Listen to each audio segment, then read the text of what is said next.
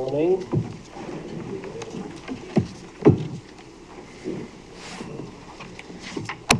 Welcome, everyone. We will call to order the December 18th, 2025 meeting of the Montgomery County Board of Commissioners, seeing all three commissioners present. I will ask the CEO of our zoo to lead us in the Pledge of Allegiance. Alzo, he's always the best dressed. So. Allegiance to the flag of the United States of America and to the republic for which it stands, one nation, under God, indivisible, with liberty and justice for all.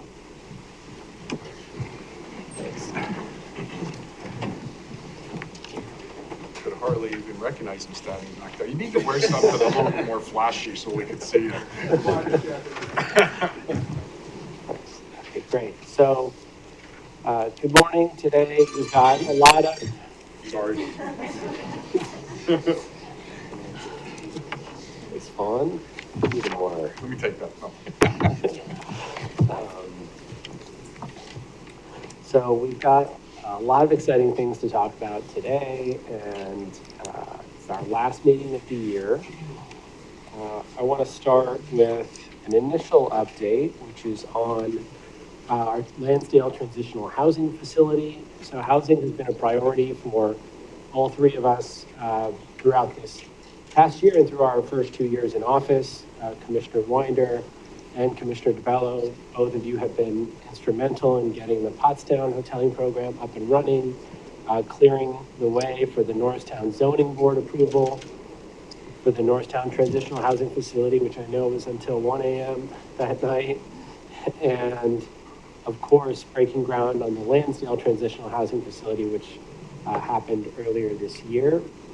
I want to thank Kaylee Silver for all of her leadership. We did not have an expert like her who's absolutely committed and passionate about making sure everyone in Montgomery County has a place to call home. We wouldn't be this successful. There's a lot we're going to talk about in our budget from what we've committed to housing. It's one of the top priorities. What I'm excited to announce today is that the county will be receiving a $1 million donation towards the Lansdale Housing Facility, courtesy of the Tody Foundation, which is led by Nun Tody. He is president of Penn Manufacturing, which is a manufacturer in the Lansdale area. They make engine parts in the aerospace and other industries, but he was very generous. He wanted to learn about the work that the county is doing and felt inspired to give back. He really, someone who lived the American dream, came to this country in the 70s with little to nothing to his name and wants to give back. And what's incredibly just inspiring about that, I think, is for our team to get investment from the philanthropic sector really says something about how government functions and works effectively. And that's something that we've all focused on in terms of our efficiency, proving our ability to get better outcomes for every resident in our community.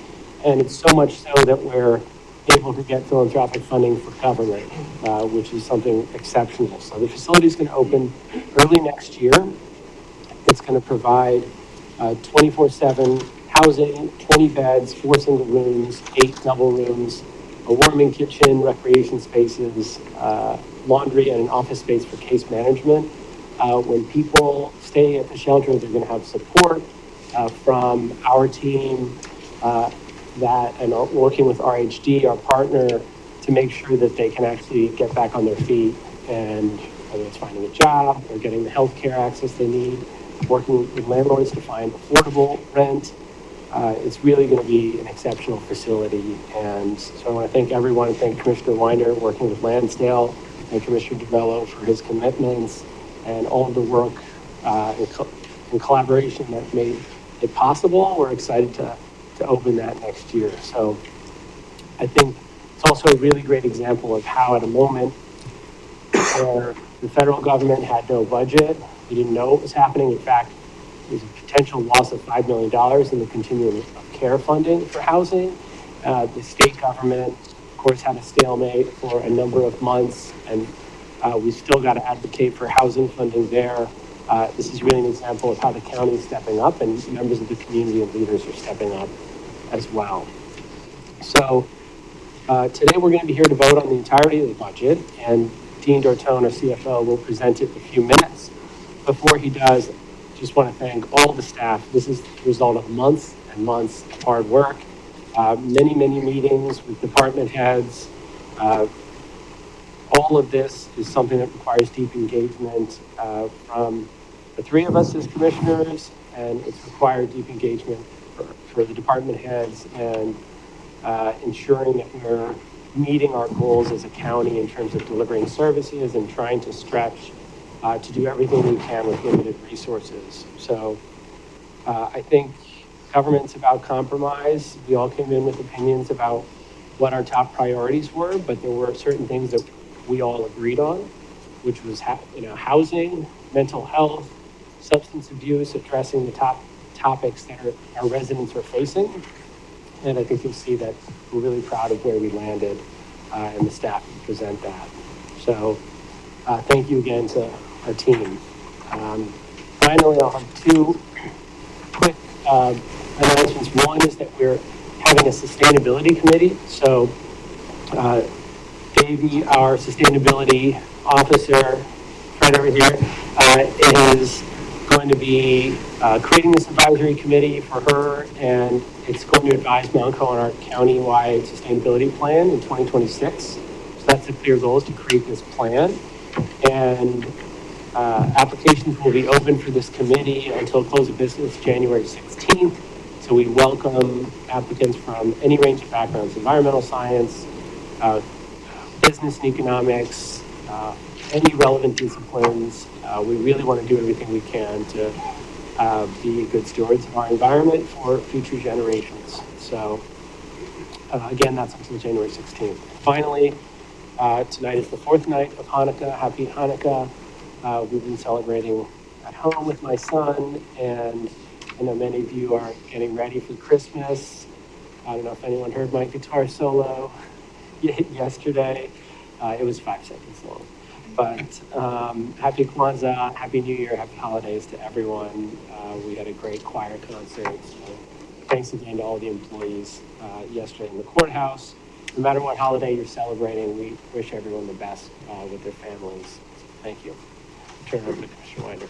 Great, thank you. Good morning, everyone. How's everyone doing? Great, thank you. You can do better than that. Good morning. Everybody doing okay? Thank you all for being here. Packed room. We need a bigger board space for everyone, but thanks for being here. I want to start my comments today by honoring two members of our community who have devoted their careers to public health and medicine. They dedicated their time to the Montgomery County Board of Health. Stephen Katz and Dr. J. Raj provided leadership, expertise, and steady guidance to the board for many years, including supporting the county during the difficult times of the COVID-19 pandemic.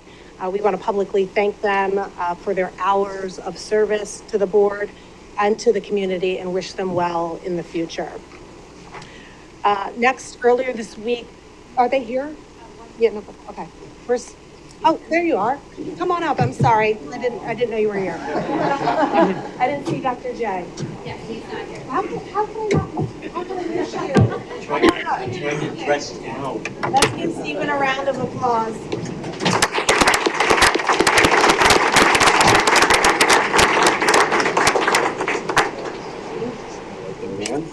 Thank you. You're in the middle. There you go. All right, right here.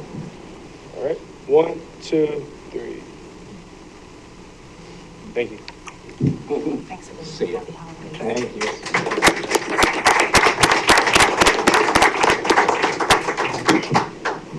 you. All right.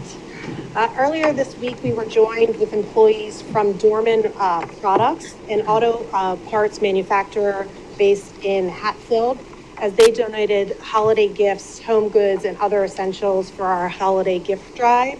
Dorman has participated in our holiday drive for more than 13 years, and they are one of our longest, most generous donors. Last year, Dorman's facility building had a major fire, and they were still able to provide donations. We are thankful for their continued support and help. Our winter collection drives are still ongoing for those who are able to donate. The toy drive goes until December 24th. We are accepting new toys and gift cards. Our emergency food drive runs through December 31st. We are collecting non-perishable foods such as cereal, oatmeal, and canned meals. And our winter coat drive continues through January 2nd. We are collecting new coats, hats, scarves, blankets, and small space heaters. The greatest need is for men's and children's sizes. Drop-off locations are available on our website. And last but not least, I want to wish everyone a happy holiday and a happy new year. I can't believe 2025 is coming to a close. And I want to just thank the community, our county team, for being my inspiration. We can't do this work without all of our county employees. So I want to wish everyone a joyful holiday season. And in this moment where there is a lot of challenge in the world, let the holidays be a reminder of the importance of giving each other grace, showing each other that you love them, and being the light, not only during the holiday season, but all year long. So thank you for being here and happy holidays. Turn it over to my colleague. Okay. A lot of good stuff. Another exciting announcement for those that might not have seen it. This week, we preserved the 200th farm in Montgomery County. On Monday, we celebrated the Sitco Christmas tree farm in Lower Pottsgrove. So as mentioned, they are now the 200th of the farm preservation program. It was awesome to see how much it meant to the family. They were speaking with them. They talked about how the current owners, his parents, always said that they wanted to ensure that this farm stays as is and never gets consumed by development. So they're really excited to be able to carry their family dreams. The current owners are the fourth generation. The farm's been operating for over 100 years. So this, with this preservation, it guarantees the farm to continue to be there for generations to come. And the cool thing about the way the preservation program works, even if they sold the farm to somebody else that wants to continue to have it as a Christmas tree farm or something else, it has to maintain, it has to stay a farm. So they're really excited about that. We're excited to be there, and it was awesome to be able to preserve that farm because we're up over or almost at 11,000 acres in Montgomery County of farmland preserved. With that, also, if you have been around the buildings, at least over the last couple of weeks or at certain events, you probably heard our amazing Montgomery County employee concert choir. They've been singing their hearts out for the last few months. They've been practicing pretty much all year. And yesterday we had the traditional holiday choir concert over the courthouse. It's all volunteer with employees from many departments. When I look around the room, I think I see a few that are part of the choir. And they're just amazing. I mean, they're just amazing. They take time out of their day. They practice and throughout the year. They actually practice in the conference room next to my office, so I get to hear them continually throughout the 12 months. We did have a special guest that joined the choir for a song. We all found out he had a new hidden talent. Played the guitar, which I didn't know until yesterday. So Commissioner McKeisha jumped in and joined the choir and played along with them. So it was a fun day.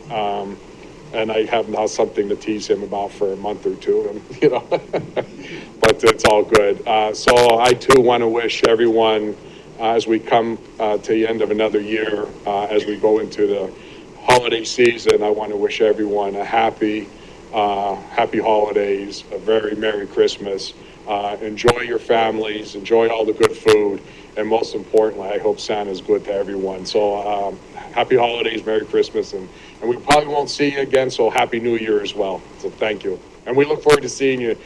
We'll expand this room if you all keep coming, so we'll hopefully see you in January too. Awesome. Great.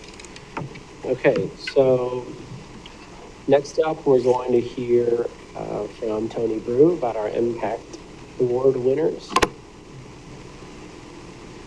Good morning, Commissioners.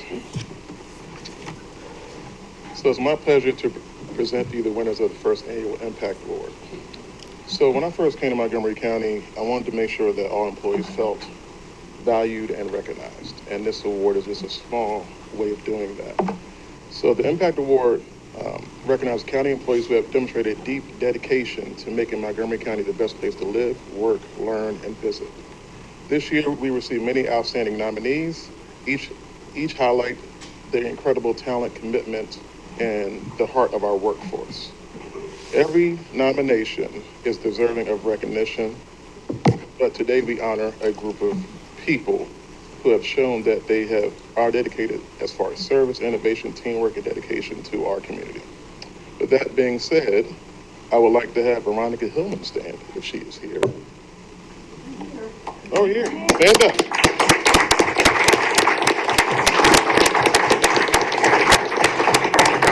So Veronica's dedication to coordinating year-round donation drives has supported hundreds of Montgomery County families with essential supplies from school items to holiday meals, winter clothing, and toys. Her commitment and compassion helps turn generosity into hope. And her work reminds us that powerful impact one person can have on our entire community.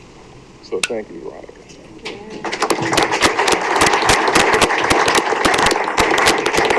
Our next Impact Award winner is Danielle Higgins. She's not here today because she's probably busy working. But Danielle exemplifies going beyond the call of duty, from responding to an emergency situation, calming a frightening child, assisting injured visitors, and creating an innovative education program that supports our community. So she's not here, but let's give her a round of applause.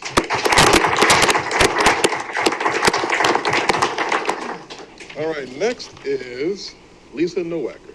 Lisa, are you here? There you go. There goes Lisa. My team works with Lisa all the time. She is wonderful. So she's a leader whose impact reaches far beyond her department. Through innovation, mentorship, and integrity, she has modernized procurement processes, supported colleagues across the county, and strengthened our accountability to our residents. Her leadership, both locally and statewide, embodies public service as it is at its very best. So thank you, Lisa. Our next winner is David Thomas from Public Safety. There goes David. David's hands-on leadership and problem solving has significantly improved the safety, efficiency, and reliability of public safety. By proactively maintaining and repairing facilities, he has saved the county thousands of dollars, which is always good, saving money, while ensuring our first responders have a dependable place to train and prepare. So thank you, David. Amanda Kelly, there you go. Amanda.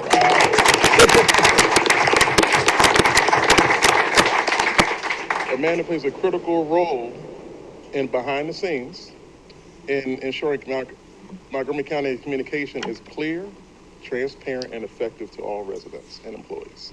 From shaping strategy to managing media and major initiatives, her work has strengthened both public trust and elevated the county's communication to new heights. So thank you, Amanda.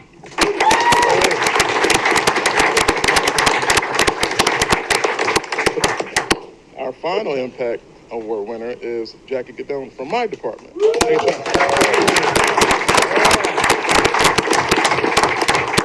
I will say personally, I don't know what I would do without her. She keeps me right when I'm here.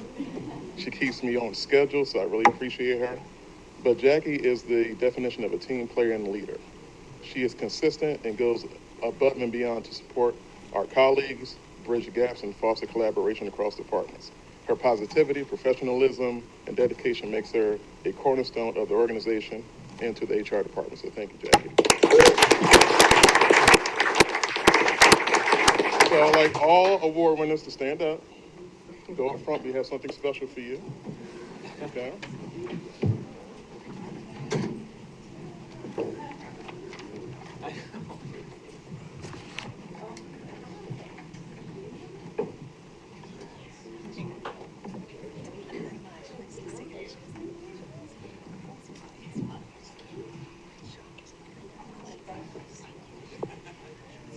See you again. I don't know how this week for you, but. I went the wrong way. We meet again.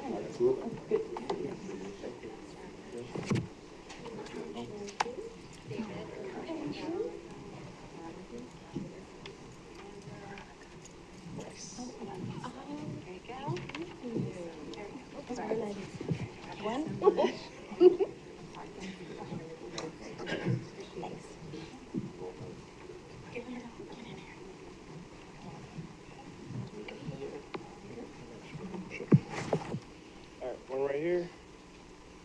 All right, 1, 2, 3. Thank you.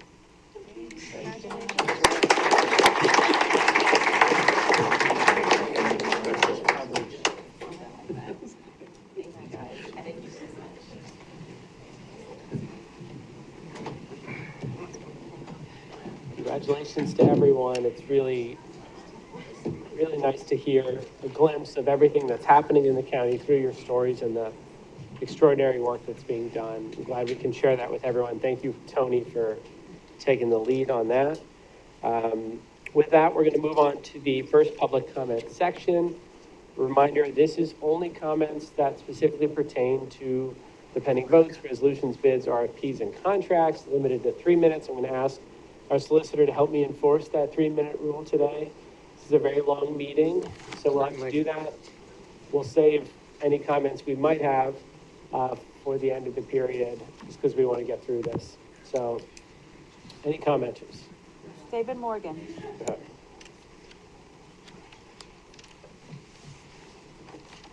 Good morning, Commissioners. I'm David Morgan from Ambler. I'm here to represent the concern about tax increases for renters who are affected by homeowners, property taxes, and for businesses. So we've had quite a long streak of them. Before I get into that, I want to just say that there's some resolutions today in the agenda. H8 has funds for, I can't pronounce it, a temple incorporated. And so I was wondering if that could be explained sometime. There's also the term personnel use, right, with human resources. I like personnel, less typing, less paper used, more personal. Now back to the budget items. I have my graph you've seen before of the tax increases, and one individual told me that, well, just the current commissioners consider, but we're paying, the taxpayers are paying no matter who's the commissioners. And so we've had this increase of 5, 8, 8, 13, and 9.69% up to this year. Now here's my add-on. This for this side of the room to see. The add-on is for the 4% proposed, which is for 2026 and raises our tax to over 6 years, 57.9% increase in our taxes as homeowners. Sometimes it might go to an escrow company. You might not see that if you're homeowners, but please get the word out that our taxes have gone very far up. And along with that 4% this year, there's a budget drawdown, I believe about $13 million. So that represents a continuing liability. I'm very concerned to hear that was a $55 million deficit. And I thank Commissioner DeBello for voting against that tax increase last time and for trying to bring it to our attention, saying it was about 30 million, 40 million, but 55 million is quite alarming after that record amount of tax increases. So it seems like the county was going underwater really seriously, and why weren't we aware of this? Why aren't we told the new hires, there's new positions which come around on that back table? Why isn't it on a consolidated list we see the entire year? Because these new positions are going to be costly, up to $100,000 or more with benefits, pension. So why not consider how we can have that large cost not considered? This agenda has a $45 million charge for IBX, for healthcare. So we have high costs with so many extra positions being invented. Also, we have not had update about the county campus plan. since about the spring. And I'd like to see what's going on with this county campus, with this building across the street and over there, with a large justice center. It's been reported as supposed to be a $450 million cap on that. Where are we? Because that's been a little while. It's been in the press. I have an article from the reporter about that. So all these issues, I'm really concerned about having our taxpayers bear the brunt of these. So please revise the budget if needed. Thank you. Thank you. Any other comments No, that's all. on the agenda? Okay. So we will move on to approval of minutes. Is there a motion to approve the November 13th, 2025 minutes of the Montgomery County Board of Commissioners meeting? So moved. Moved by Commissioner Winder. Is there a second? Second. Seconded by Commissioner DeBello. All in favor or in? Aye. No board comment, right? No board comment, I assume. Okay. All in favor? Aye. The minutes are approved. And then we move on to consideration of the budget. So we'll hear a presentation from our CFO, Steve Tell. Good morning, Commissioners. So we have a number of budget-related action items here, and I'm going to walk through each of them and explain the action that you're going to be taking. Next slide, please. Just an overview of the budget process. As you know, we started very early in the year, back in the spring, and with our departments, we were reviewing cost containment strategies, many that have been embedded into the 26 proposal. We had detailed departmental budget meetings through the summer months, which led up to the proposed budget that was presented publicly on November 13th. And what followed after that were 2 public hearings, which were well attended, good feedback from the public. And this is all required by law, and it's led to this last step where you have to take action on the budget, approve it by the end of the year. Next slide, please.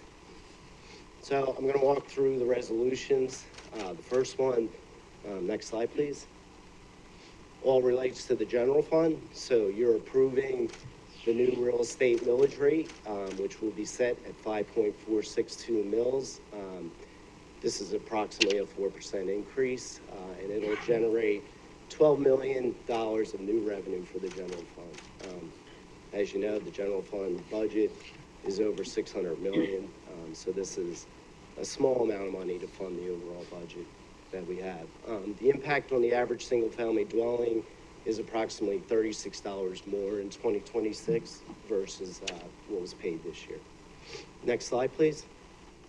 The total expenditures for the budget in the general fund, $632,700,991. And you can see here by functional area what is represented in that budget. I will point out that Health and Human Services, which is roughly 37%, is primarily funded by grant revenue. And if you looked at the revenue side of this budget, almost 35% of the overall budget is grant revenue money that funds this particular area of the county, which is all restricted for those services. Next slide.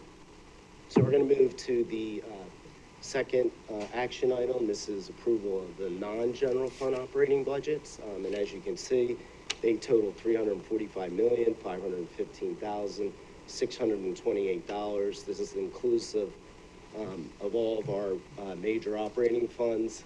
Many of these are restricted funds that are set for specific purposes. Next slide, please. The third action item relates to the capital fund budget. You're only approving the first year, the 5-year capital plan, which is 2026. And the total amount of expenditures for that budget is $255,754,388. That covers all the capital projects that are anticipated for 2026.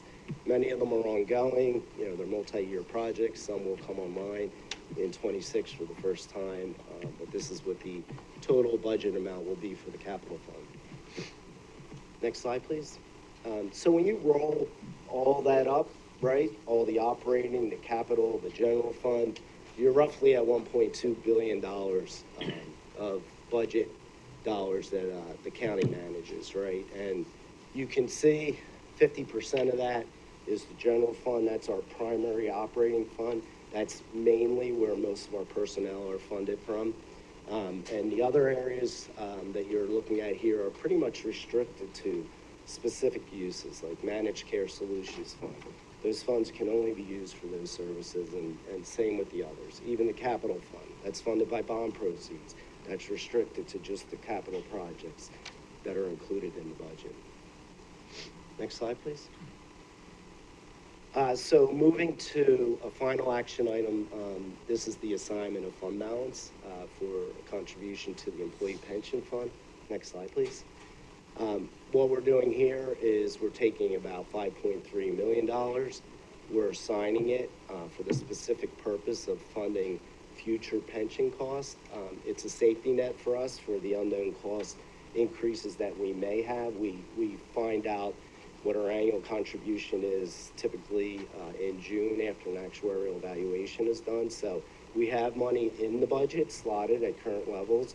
However, if it's higher, this safety net will be in place for the next 2 years to fund that expense. So I'm going to take a pause there. That's a lot of information, and turn it back to the chair. Great. So thank you again, Dean, and to the entire county team. Your work is deeply appreciated. We've been talking about this budget for the last month publicly, and we've met with staff, individually since March. And whether or not you've been following the county on social media, the comms team has done a great job communicating what's in the budget. And we've had 2 hearings now, in addition to this meeting where we've heard from the community. We also, of course, hear from people throughout the year. So thank you to everyone who made their voice heard and advocated for the parts of the budget, that they either know intimately or care about. And thanks to the team for hearing everyone out and coming to a space where you've worked with everyone. Any other comments before the vote? Maybe comments after too. Okay. So we're gonna do each one at a time, basically is the, Yes, I think so. well, I might, I'll Let's make. save after. Okay. Huh? Do it afterwards. What, I'll make a comment. Comments after, after the vote or before the? after the vote. Well, After before this individual vote. votes right now. Right, I'll wait for the Okay. first motion, Yeah, it's the main one. yeah, go ahead. Okay, well, I guess we could do the capital. Okay, so we got a couple here. Okay, so is there a motion for the fiscal year 2026 that the tax millage rate to be levied on all real property within the county that is subject to taxation for county purposes shall be 462 thousandths? Is that correct? 0.005462 mils on each dollar of assessed valuation of taxable property, $5 and a 0.462 cents on each $1,000 of assessed valuation of taxable property, and be it further resolved that for the general fund, expenses of the county totaling $633,700,991 for the fiscal year beginning January 1st, 2026 are hereby appropriated from the revenues available for specific purposes as more fully itemized on the budget form attached and on the file in the office of the county commissioner's chief financial officer. Sound good, Ben? Good. Okay. Is there a motion? So moved. Moved by Commissioner Winder. Is there a second? A second. Second, I'll second the motion. Any board comment? Yeah, I'll comment, real quick.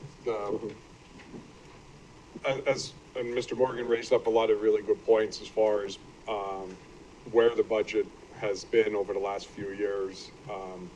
I could understand his concern and many concerns of people as far as what the tax increases have been for the last 5 years, but, as a county commissioner who's been here for 2 years, I can't change what happened in the past. I could only focus on ensuring that Montgomery County is financially stable and we have to be fiscally responsible.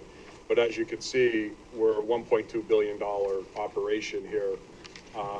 And it's very difficult. It's a very hard thing for any elected official when we're confronted with a position where we have to take one way or the other as far as related to a budget and potentially increasing taxes. This was a difficult year. And as mentioned, I've mentioned this multiple times, we started out throughout the year, our starting point was about a $55 million deficit. We knew that equates to about an 18% tax increase. We knew that was nowhere where we could be at. I know that I wouldn't have supported it, and I know my fellow commissioners weren't going to support something like that. And we worked very hard, reducing that deficit by at least $30 million. It was a big task. A lot of work went into that. There's things within this budget that I still don't agree with. There's certain positions and different things that were added through 2025 that I don't agree with. But more importantly, my position as a county commissioner is to ensure that we have a foundation in place so that we don't see what happened in some other counties recently where you see 18, 19%, 20% tax increases. We are carrying over probably a $12 to $13 million deficit into next year that we're going to continue to work on. But a couple of things that we already have in place is related to, we have a team that's going to be focused on, we have such a long name for that team. Always. Huh? OISP. OISP. We gotta shorten that. But we have a team in place, and their job is really to work throughout the county to look at all of the spending and all the projects and all the initiatives, to come back with recommendations and changes. We're bringing in a consultant to also look at, contracts, and so there's a lot that's in motion, because we all feel that, this work has to continue. Like I said, I'm not happy with where we're at today, but it is a work in progress. And I know that, people like to make this political, and I've been in this elected position, and I've held other elected positions. I've been doing budgets for many years as an elected official, and I never make it political. I make it about the almost 900,000 residents of Montgomery County, and that's what this is about. And we have to ensure that we have all the services that we're providing, and we will have to continue those services. We're doing a lot of good work in Montgomery County, and I'll close with, we've talked about this before. For every dollar that people spend on property taxes combined, every dollar, 12 cents of that dollar comes to the county. 12 cents, think about that. 12 cents of that dollar comes to the county. So we're doing a lot with, what I would say, as best we can. We're also dealing with, the last thing we're dealing with is that assessments are down. And a major part of the revenue source for the county is assessed values, and we're down. Those values are down, and we had a lot of great comments during the public hearings. There's things that were mentioned that I have been looking at and will continue to look at, trends over the last 5 years, and seeing what we could do moving forward. But we're in a position where at this point we've done as much as we could do for 2026. And now we're going to be focused on even getting better for 2027. So, thank you. Thank you. If I could I'll just, save my comments yeah, you're gonna save your comments till after we vote. after we vote? Yeah. I think do you mind if I, just reflecting, I also have been in other elected roles, and we know that passing a budget with any government entity is never a simple task. And so I want to make sure that people know that we take our fiduciary responsibility really seriously. We know and we've seen it's a delicate dance.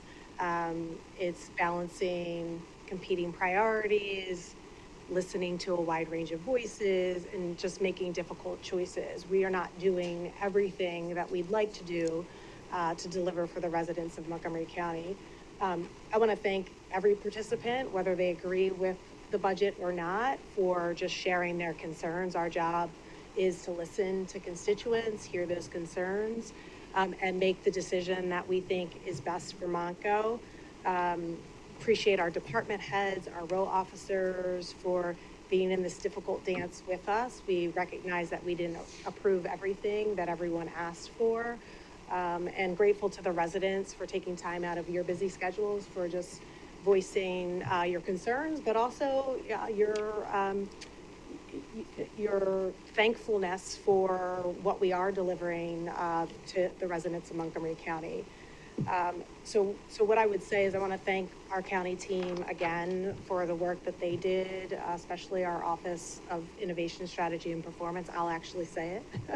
We'll continue to be transparent about how we're doing financially. We'll continue to be open-minded to concerns that people have. And we're going to continue to work to ensure that Montgomery County continues to be a great place to live, work, and raise a family. So thanks everyone for being here. Okay. All right, so with that, I will move to a vote. All in favor, say aye. Aye. Aye. Aye. Aye. The motion passes unanimously. So I'll just make my comment, which is that what just happened is something that has not happened in a very long time in Montgomery County. I think it's been the better part of a decade where we passed a bipartisan, unanimous budget. And so I want to first just thank my colleagues. We really worked together on this. We committed to collaboration, and this was a months-long process where we both found significant savings across the board, and we still invested in all the things that really matter to our residents. So this is something that's eluded both Congress, the PA General Assembly, in terms of getting a bipartisan budget done and done on time.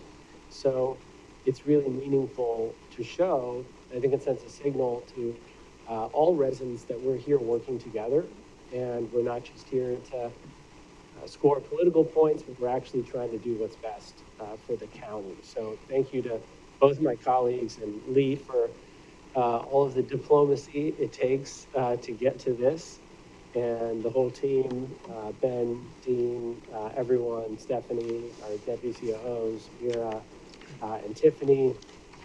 It really is something remarkable and exceptional. So I'll just say, we found common ground on things like our emergency behavioral health center, which is going to be a first for the region and really support crises of mental health and substance abuse.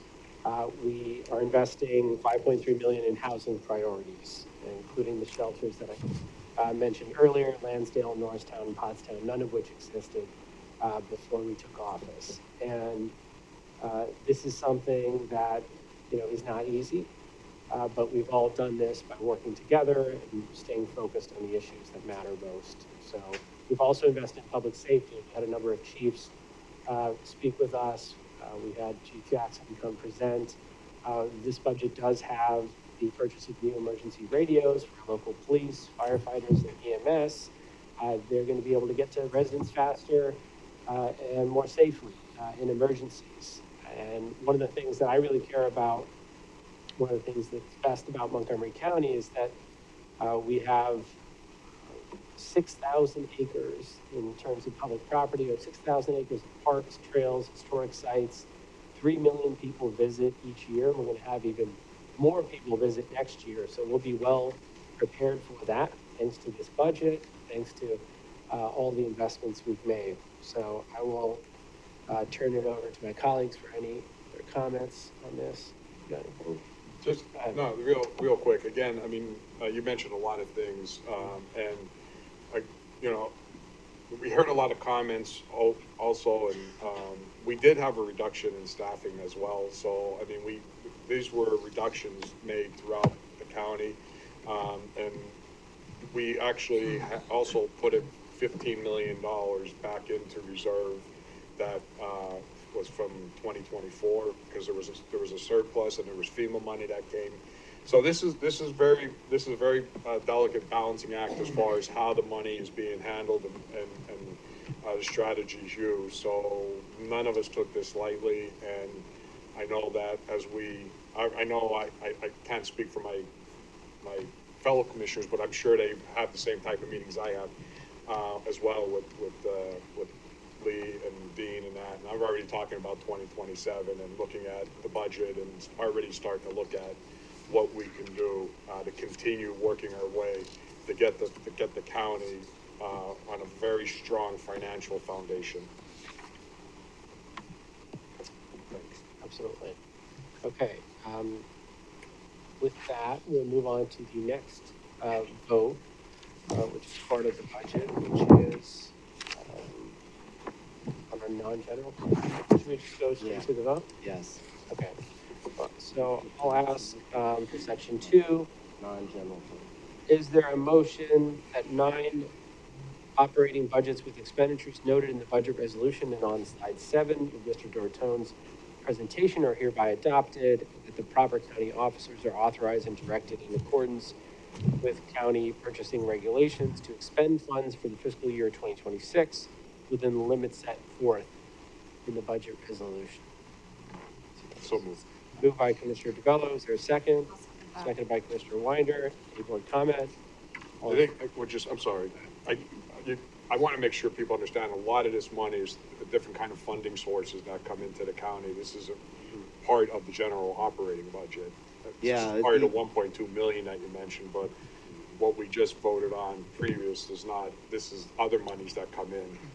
It's outside of the general fund. Outside of It's general fund. restricted uses. Right, and they're very restricted uses. Okay, great. Any other comments? All in favor? Aye. Aye, motion passes. Is there a motion that the capital fund budget for the 2026 fiscal year is hereby adopted in the amount of $255,754,388, of which $131,652,874 shall be funds of the county, and be it further resolved that the proper county officers are authorized and directed to proceed with the capital programs as described in the budget resolution and on slide 9 of Mr. Dortone's presentation, subject to all applicable federal, Commonwealth, and county laws, ordinances, regulations, and policies. So moved. Moved by Commissioner Winder, seconded by Commissioner DeBella. Any board comment? All in favor? Aye. Aye, motion passes. Next, we move on to approval of assignment funds for the contribution of the employee pension fund. Is there a motion that the proper county officials, in accordance with the authority conferred by law, subject to the approval of the county solicitor, hereby approve the assignment of $5,335,000 of the general fund unrestricted fund balance to Montgomery County's actuarially determined contribution to the employee pension fund? So moved. Moved by Commissioner DeBello, I'll second that. seconded by Commissioner Winder. Board comment? All in favor? Aye. Aye. Aye. Motion is approved. Finally, separately on the community college, I'll make a few you points. can make a few Yeah. points. Yeah. So, back in 1963, the state passed the Pennsylvania Community College Act, which is still in place today. That act assumed, it framed out that funding for the community college would be divvied up a third, a third, and a third. A third would come from tuition and fees, a third from the state, and a third from the local. We're the local sponsor. Back in 2017, the county established a dedicated real estate millage rate specifically for the community college. That's, that funding it comes through the county, goes directly to the community college. The proposal in front of you today is to increase the millage rate from 0.39 to 0.49. That'll raise about 6.2 million of new revenue for the community college operations. But what it will do also is that it's going to bring the allocation closer to the state or in line with the state. So we're getting better at the third, are not quite there yet, but we'll be in line with the state in 2026. As you can see, in 25, the state's about 24%, we were 20%. Great. Okay. Is there a motion for purpose of funding the Montgomery County Community College that the tax millage rate of 0.49 be levied,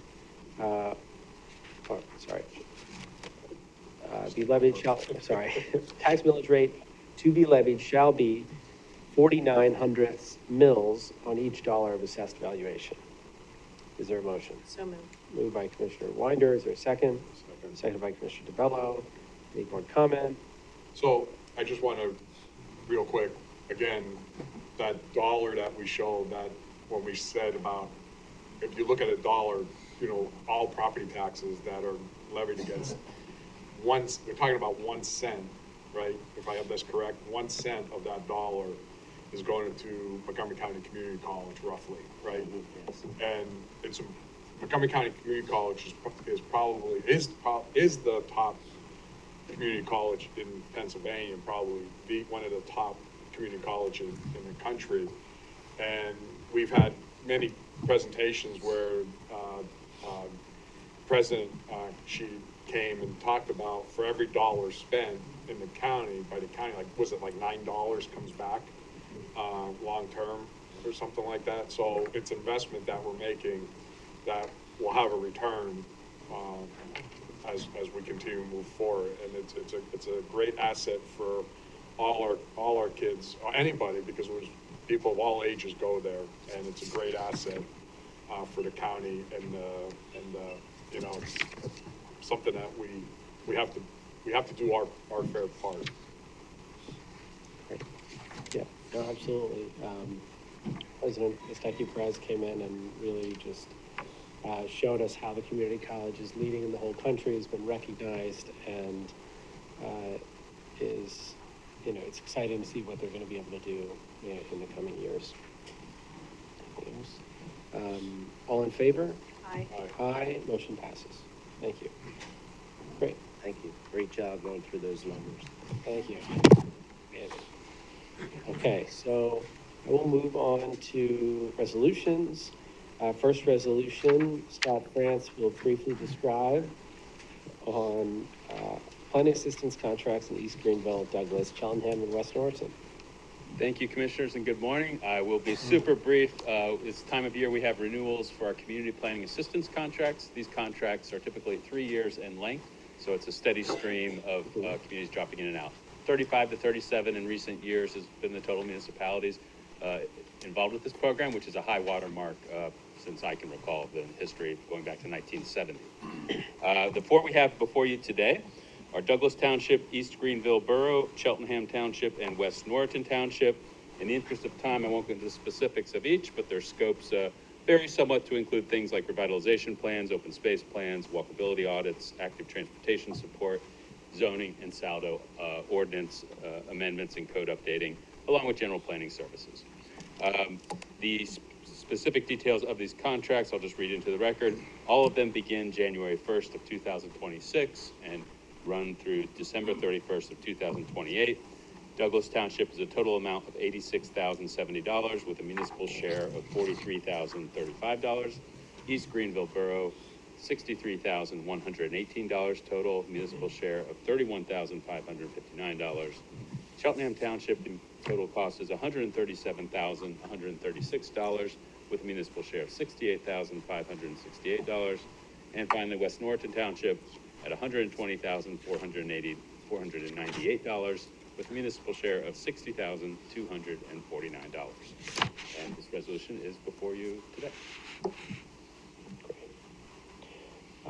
Is there a motion to approve resolution number 1 as described by Mr. Scott France? We'll move. Moved by Commissioner DeBello. Is there a second? Second. Seconded by Commissioner Winder. Any board comment? All in favor? Aye. Aye. Motion is approved. Thank you for your work. Thank you. Appreciate it. Next, we'll hear from Bill Hartman, our Open Space Planning Manager. Good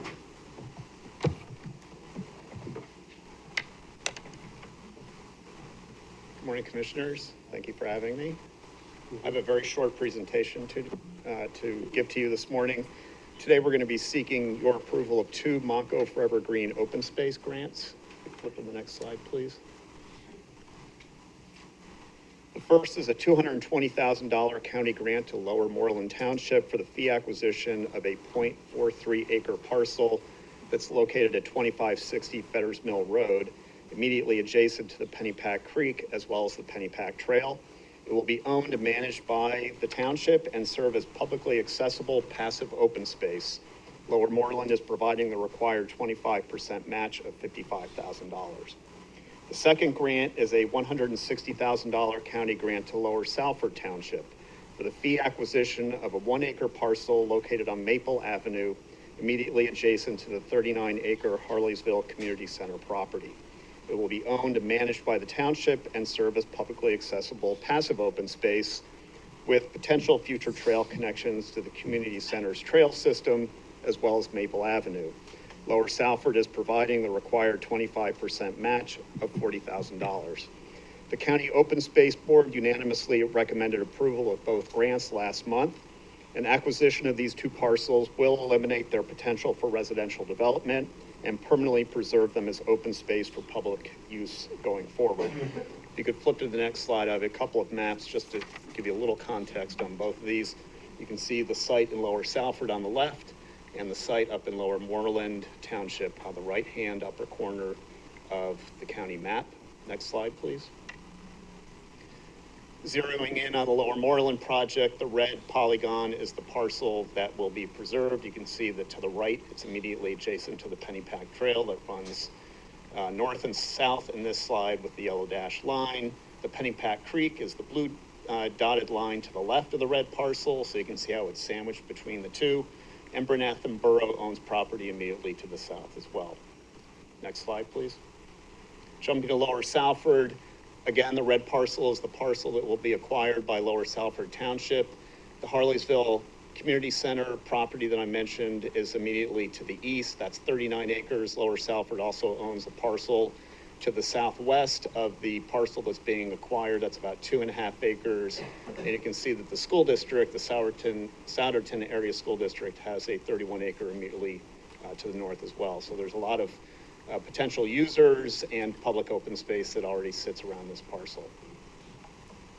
Both of these projects represent the first 2 grants to be awarded through our recently created Montgo Forever Green Open Space Grant Program. And we're super excited to bring more open space preservation opportunities to you in the coming year that will benefit Montgomery County residents and visitors alike. Happy to answer any questions. Any questions? Very good. Is there a motion to approve resolution number 2 as described by Mr. Bill Hartman? So moved. Second. Moved by Commissioner Winder, seconded by Commissioner DeBello. Oh, you can second. I'll have a comment after. I'll just say thank you, Bill and the Planning Commission for launching this grant program back in July. I know it's really important for a lot of residents in our community. Connecting with nature is one of the best things that we've got going in Montgomery County in terms of the opportunities, the parks, the trails. It's really something to be proud of when we build new spaces and expand on that. So these 2 projects are the first in the program, but it's a continuation of the open space program and all the great work that we've done for a long time. So thank you. You're welcome. Thanks. Anybody else? So with that, we'll move to a vote. Are there all in favor? Aye. Aye. Motion is approved. Thank you. Oh, actually, that was one. We'll do 2. We'll do one more motion, but you explained both. So on the second motion, is there a motion to approve resolution number 3 as described by Mr. Bill Hartman? So moved. Moved by Commissioner DeBello. Is there a second? Second by Commissioner Winder. Any board comment? All in favor? Aye. Aye. Motion is approved. Next, we will hear from Lisa Herbst Oldensky on the zoo.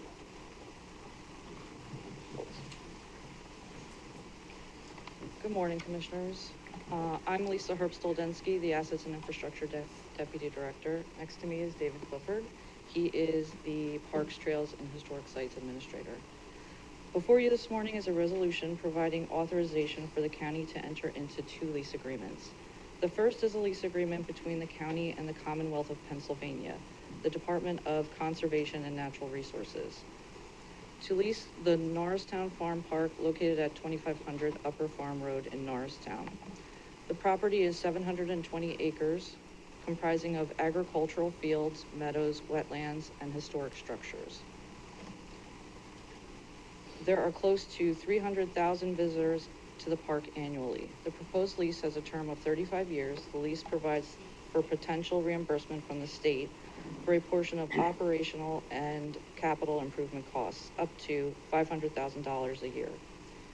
The second agreement provides authorization for the county to enter a sublease agreement with the Norristown Zoological Society, doing business as the Elmwood Park Zoo, to acquire and maintain a portion of the Norristown Farm Park, specifically the historic Castor House property. Here to talk more about the sublease is Al Zone, the Executive Director and CEO of Elmwood Park Zoo, and Dave and I are available after if you have any questions. Thank you. Thank you so much. I want to thank all the commissioners for all their great work, and this is an exciting project for us. It's something we've been very interested in for a long time. I want to thank Lee and the staff. You guys have done an amazing job of helping navigate this through. The zoo team is here today.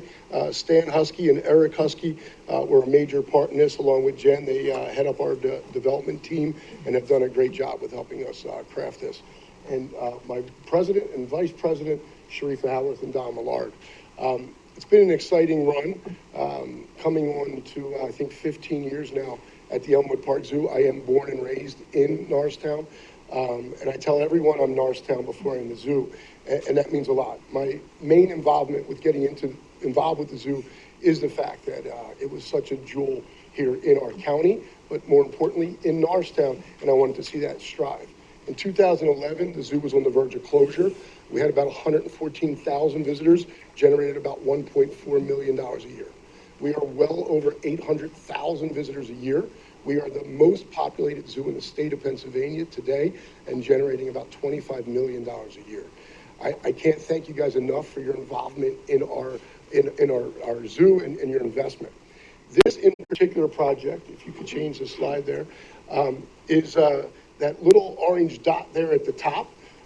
Our property is everything you see there now in green, and after this, if all goes well, we'll include that little bit of an acreage up top. Our property kind of went around it. The building is up in your top left corner there. It was built in 1802 and has been abandoned for many years, and costing money to upkeep and maintain. We found a great interest in this building. We are going to leave 99.9% of the building as is. We're going to do works on the grounds. We're going to open up the building to talk about the education of the farm park and the connectivity between us and the farm park, and then host some events on the grounds. If you can go to the next slide there.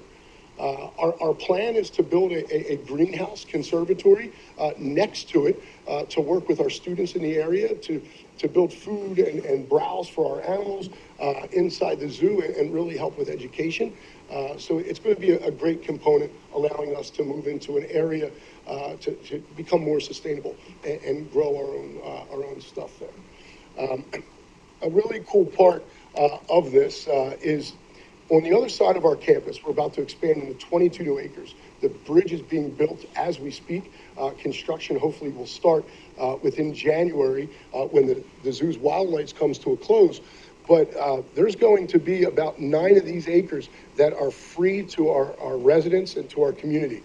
We will have our barnyard on the other side of the campus, completely free to the public. If you're in the farm park and you want to come down and groom the goats, you'll be able to do so. There'll be a walk-through beehive exhibit to learn about the importance of pollinators, but also to talk about Norristown and why Norristown chose the beehive as their seal. And you'll be able to walk through that. It'll be a large exhibit, about a 20 by 20, which will be great. Now, this is on zoo property. This isn't right next to the Castner House. It's just a part of those amenities. There will also be a nature play playground on that side of the campus, free to the public. We had a great year this year with doing the half-price admission with all county residents. If you get to the zoo on this side of the campus, where we're going to be expanding our North American, we will let you in at half price because you got there in a green fashion, you traveled by bike, you ran through the farm park, or even on the Schuylkill River Trail. Really excited. This was a project that Beth, who was with the county for many years, presented to us, and we were excited to jump in there. I just appreciate you allowing me to do our work, and we're having a lot of fun with it. So thank you so much. Thank you. You're doing a fantastic job at the zoo, and just, you know, it's such an amazing place. As you said, not just having Montgomery County and Norristown in particular. I know our kids love the zoo, and yeah, feel free to. Yeah, no, I was going to say, we talked about this when I first became commissioner 3 years ago, and you had told me how long this conversation had been happening, and I'm just glad that our county staff and the state work so that we can get to this place, so we can bring that vision to life. The master lease was the bigger part of that, Yeah. and getting through that is why we're here today. Yeah, So exactly. it's been great. Yep. It's been a long effort, but it's worth it. Yeah, I mean, I was gonna mention, I mean, it's been a long process, you know, with the lease, the master lease, the sublease and all that to get to this point. I didn't grow up in this area, so I didn't see the zoo many, many years ago. I've heard a lot of stories about the zoo many years ago, but from what I could see and what's happened in the last, 10, 12 years or so, I mean, how it's expanding and evolving, and the stuff that you're doing there is just amazing. And I think that, if we're not there, we're gonna be there very soon, but I think we're gonna be outdoing the Philadelphia Zoo. And it's definitely, it's incredible, to see everything that's, you know, just recently with the whole veterinary, hospital that was built there. And so this is just another big piece, that's gonna continue to make, the zoo just an amazing, amazing place and a great destination for people to come to. And you're doing a great job, as well. Well, your whole staff, everyone is, you know. A great team. Yeah, great team. Well, if I listen closely, I think he thinks we're already there, right? That's right. What was the stat that you provided in terms of where the number in the state, in terms of size, population? Yeah, so our current zoo, inside our gates, is only 16 acres. Philadelphia Zoo is about 42 acres, Pittsburgh's about 74, and we are the largest populated zoo with attendance, well over 800,000 visitors a year, which is exciting. We will hit 1 million visitors this year. We're up 24% overall for attendance, and 47% up in just our wildlife alone. So it's exciting. And is the program still running, that, the reduced? Absolutely, and if you buy a membership in the end of the year here to renew, you get it at half price for next year. You get it for a whole second year, which is great. And that's for all Monco residents? All Montco residents. Yep. Put that out there again. Thanks again. Thank you. Appreciate it. So we'll move on to the vote. Is there a motion to approve the authorization as described by Ms. Lisa Herbst-Oldensky? So moved. Moved by Commissioner DeBello. Is there a second? I'll second that. Seconded by Commissioner Winder. Any board comment? All in favor? Aye. Aye. Motion passes. Next, we'll hear from Steve Forster, on the IDA. Good morning, Commissioners. It's my pleasure to introduce a man known to all, your Montgomery County Treasurer and Chairman of the Board of the Industrial Development Authority, Mr. Jason Salas, to present. Thank you, Steve, for letting me pinch hit for you this morning. Good morning, Commissioners. I'm here wearing my hat as the Chair of Montgomery County's Industrial Development Authority Board of Directors. And that board is authorized by the county under the Pennsylvania Industrial and Commercial Development Authority law, which allows a life of up to 50 years for such authorities. Terms of bonds that we issue, tax-exempt bonds, cannot extend beyond the life of the IDA. Most bonds that are issued have a 30 to 40-year term. The last renewal extension of life that the county granted was back in 2007.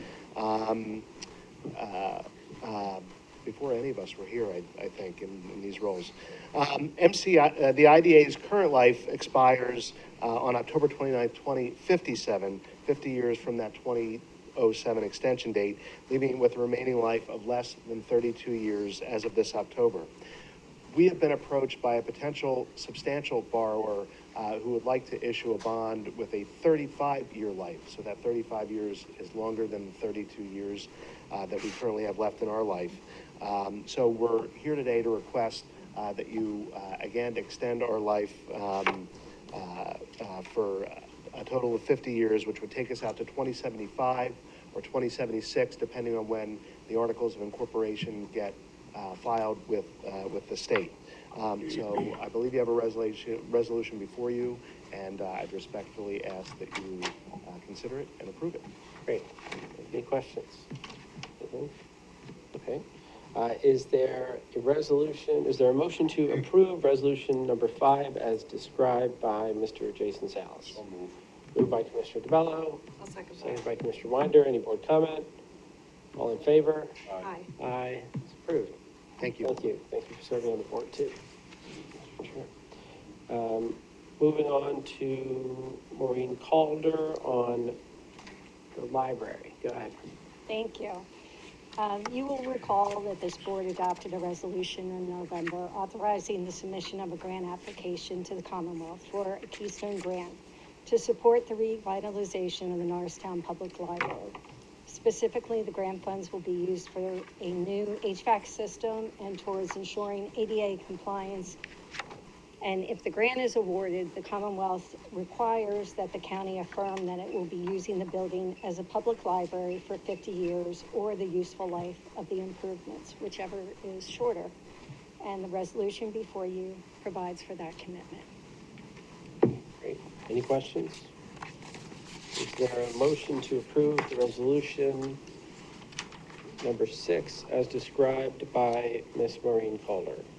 So moved. Moved by Commissioner Winder. Is there a second? Second. Second by Commissioner DeBello. Any board comment? All in favor? Aye. Aye, the motion is approved. Thank you. Thank you. Moving on to Jeffrey Stewart, our Assistant Solicitor, on a bargaining agreement. Good morning, Commissioners. I'm here this morning to present approval of a new collective bargaining agreement between the county and Teamsters Local 384, covering approximately 200 correctional officers at the Montgomery County Correctional Facility. The current contract with correctional officers expires the end of this month, December 31st. We have agreed on a new contract that will cover January 1, 2026 through December 31, 2028, so a 3-year contract. The union ratified this agreement overwhelmingly by a 4-to-1 margin. The prison board has also reviewed and recommended this unanimously. The contract, a couple highlights, will increase starting rates for correctional officers to $54,000 in 2026 and up to over $57,000 by 2028. This will help Montgomery County remain competitive with its neighboring counties, which was one of the goals that we had. This contract also is a milestone in the fact that this is the first time that the county and this union have been able to reach agreement at the table since this union was formed in 2013. So 4 contracts now, this is the first one that we've been able to successfully negotiate.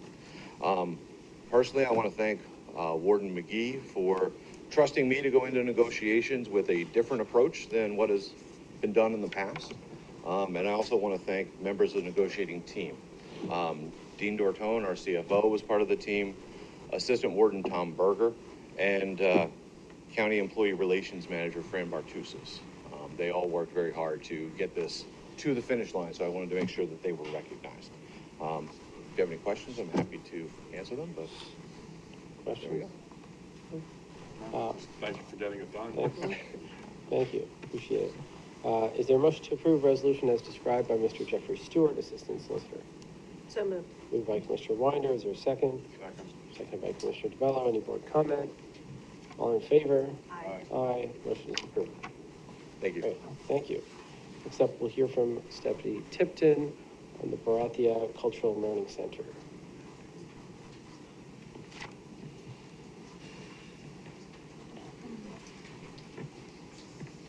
Good morning. Before you today is a resolution to approve a grant. The grant is in total $500,000. This is to support the temple in their building out and expansion of their cultural and learning center, which is an extension of a previous ARPA related grant that we had provided to them previously. I'm happy to answer any questions. The 500,000 is ARPA money, right? It is not directly related to ARPA. This is part of assigned fund balance that we had brought in previously from funding that we had left over from previous ARPA money. It's all part of the same all tied project. to Yes, ARPA. It's the yes, ARPA same money. project, yes. The clear way to say it is ARPA money reclaimed, Yes, thank you. right? So Yes. that we're using the Yes. funds that came from ARPA We are. originally. It was reclaimed and now we're using it for that. Yes, thank you. Is there a motion to approve the authorization as described by Ms. Stephanie Tipton? So moved. Moved by Commissioner Winder. Is there a second? Second. Second by Commissioner DeBello. Any board comment? All in favor? Aye. Aye. Motion is approved. Thank you. Thank you. Next up, we will move on to Commissioners' board appointments. We've got a number of boards and appointments. We'll do them in one fell swoop, but I'll just read which ones we're covering, which is the Food Policy Council, the Conservation District, the Workforce Development Board, the Local Emergency Planning Committee, Montgomery County, the Valley Forge Tourism and Convention Board, Community College Board, the Board of Managers, the Montgomery County Youth Center, and that should cover it. So, is there a motion to approve the board appointments as described in Resolution H9? Before we make that motion, I don't know if the published agenda, are all of those listed? Because, yes. All right, I just want, because the agenda that we have with the links to everything didn't have the food policy on it, so I just want to make sure. The public agenda reflected. All of it, okay, I just want to make sure that.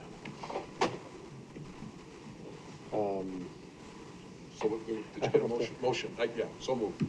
So moved. I'll second that. Seconded by Commissioner Winder, moved by Commissioner DeBello, and seconded by Commissioner Winder. Any board comment? All in favor? Aye. Aye, the motion is approved. Next up, we'll hear on the personnel list from Tony Brew. Morning, Commissioners. You have in front of you the final copy of the Commissioner Department's personnel list.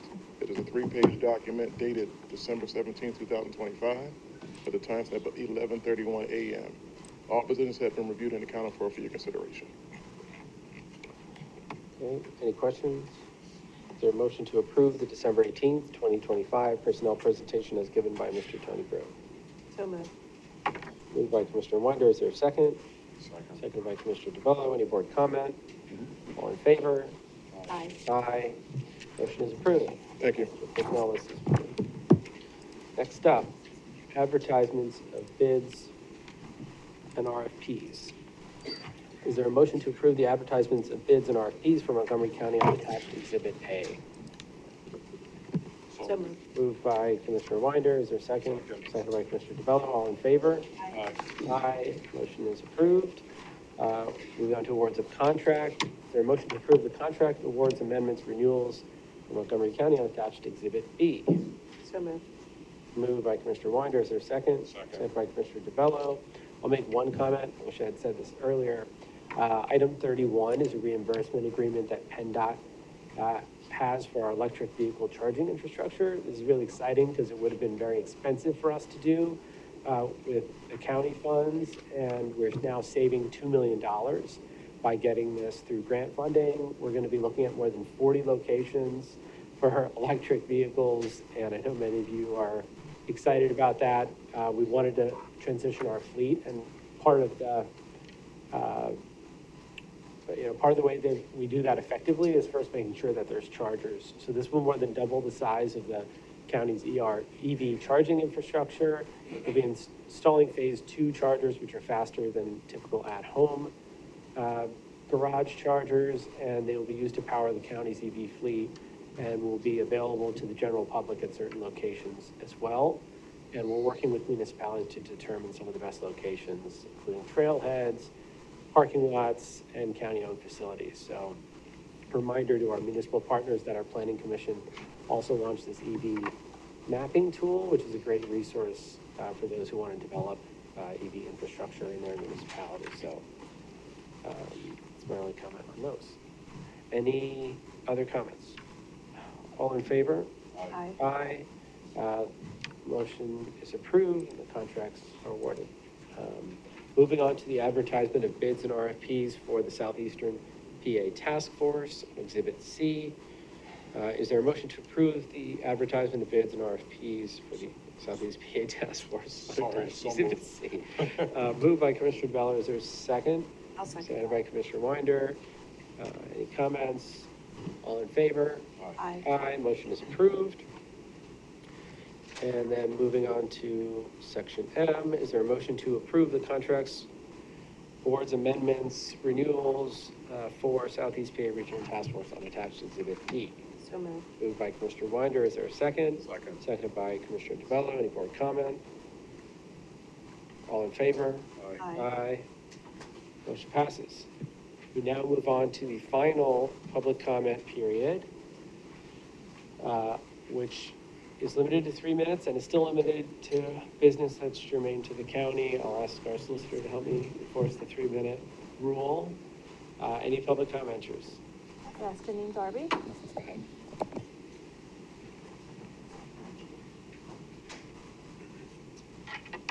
Hello, good morning, Commissioners. Hi, I'm Dr. Janine Darby. I'm the Montgomery County Coroner. I just wanted to tell y'all thank you so much for your support during the budget season and also just supporting the Coroner's Office. The things that we do there is so important to our community here in Montgomery County, and you know, I'm sure the county and the community has seen all the things that we do provide for the community. The other thing is you know, thank y'all for passing the budget, and I hope our asks were accepted. You know, because all the acts that we did put in the budget is not luxurious things. These are necessities. So we can support our dedicated team at the Coroner's Office and also supporting the Montgomery County community and doing quality work for the community. So I thank y'all again for the support of the Coroner's Office and the administration and the OISP helping us as well, and Dean Durtone making sure our cost containment is intact as well. So just wanted to say thank you. Thanks so much. Thank you for all your work. Jay Berge.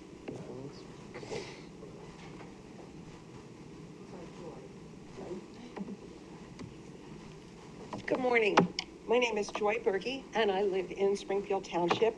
I speak this morning to thank you for creating the County Sustainability Committee. I had the honor last year of co-chairing the Sustainability Transition Team for Commissioners Nakisha and Winder, and I've also served on Springfield Township's Environmental Advisory Commission, the EAC, since 2019. My co-chair on the transition team was Zach Davis of Upper Marion's EAC. We led about 20 environmental advocates in creating a set of recommendations for you. Our top recommendation was the creation of the Office of Sustainability, and we're delighted that you've appointed Davy Remkassoon as the Chief Sustainability Officer. I can't imagine a better choice. Another of our leading recommendations was the creation of a Sustainability Committee to provide recommendations to you and relevant departments. So, of course, I support this effort, the creation of this committee. The county is fortunate to have a number of environmental professionals on staff to guide the committee's work. I'm also pleased that you'll extend the committee beyond staff. I suggest that you look for members in existing networks where municipalities and EACs already share knowledge and experience. I know of 2 such networks. The EAC network, coordinated by We Can Serve PA, holds regular events where EAC members share best practices. Dozens of Montgomery munis participate in that network. There's also the Ready for 100 network, comprised of mostly EAC members from the 20 Montco munis that are already committed to getting to 100% renewable energy in their municipal operations. This kind of network involvement has helped Springfield arrive at the decision to put solar panels on our municipal buildings. We'll invite you to the ribbon cutting early next year. By tapping into these networks, county staff and management can learn what works and what doesn't work without having to reinvent every wheel. And the county can help support and further the work of the municipalities by expanding everybody's base of knowledge. So I applaud the creation of the County Sustainability Committee and Montco's ongoing and expanding leadership in this area. Thank you very much. Thank you. Zach Davis.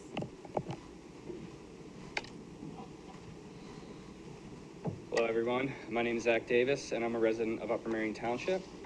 Over the past 9 years, I've had the honor of serving on Upper Merion's Environmental Advisory Council, the past 8 of which I've been the chairperson. This has led me to make deep connections across the county, including the opportunity to serve as the co-chair, along with Joy Berge, for the Sustainability and Climate Change Transition Team for Commissioners Mekija and Winder. I'm just a passionate resident that got involved wanting to make life better and cheaper for his neighbors across my township, across my county, across the Commonwealth. At its core, this is exactly what the County Sustainability Committee will do. During a time where energy costs are climbing and people are struggling to keep up, the County Sustainability Committee, led by Chief Sustainability Officer Davey Ramkasoon, can help residents and municipalities both reduce their carbon footprint and their energy bills. Montgomery County staff and residents working hand in hand, making life better and cheaper for all residents, and by extension, the entire Commonwealth. There's a deep network of passionate residents mentioned by Joy that has already been serving and have been waiting for a moment like this for a long time. They're ready to serve and ready to work with the county hand in hand to make life better. A public committee will also allow the residents of Montco to hold the county accountable for advancing these sustainability initiatives that a majority of our public supports. This will add a level of transparency that the public will appreciate and we deserve. Article 1, Section 27 of the PA Constitution states that people have a right to clean air, pure water, and the right to the preservation of the natural, scenic, historic, and aesthetic values of the environment. We're just one of 3 states in the entire nation that have this enshrined in our Constitution, and we must do everything in our power to uphold these rights not only for us, but for generations yet to come. The formation of this committee is long overdue, but as the proverb that is perfectly relevant to the situation says, the best time to plant a tree was 20 years ago. Second best time is today. So I applaud the commissioners and staff for taking the steps to create the County Sustainability Committee, and I'm looking forward to serving in any way that I can. Thank you all for your time, and I greatly appreciate you all taking steps to make the county more sustainable, both environmentally and financially. Thank you. Ed Moy. Good morning, everyone. Merry Christmas, and it's the season to celebrate the birth of our Savior, Lord and Savior Jesus Christ. My name is Ed Moy. I'm from West Norton Township. I'm here again with the same issue as far as a welcoming situation here in Montgomery County for illegals. Now, I think it's a bad idea, in essence, to roll out the welcome mat for illegal aliens while refusing to support the men and women of ICE who are only trying to do their jobs within the law. We are a law of nations, or a nation of law, excuse me. There has been a 1,150% increase on ICE agents as far as assaults, and there's been an 8,000% increase on as far as death threats. I personally know what that feels like. Being former law enforcement, I'm retired from the Pennsylvania State Police, and back in the 80s when I was on the job and we had the big cocaine boom going on in this country, guess what the drug cartels did in Mexico? Any uniformed police officer that you can prove that you killed, we'll give you $2,500. We had a target on our backs at that point in time, and I know what these guys feel like. So what's going on? Headlines: criminal illegal alien being charged with assault after he savagely bit and forced an officer in an attempt to evade arrest. This is the reality of what our ICE officers are facing every day. as they go to work to simply do their jobs and enforce the law, said Assistant Secretary Tricia McLaughlin.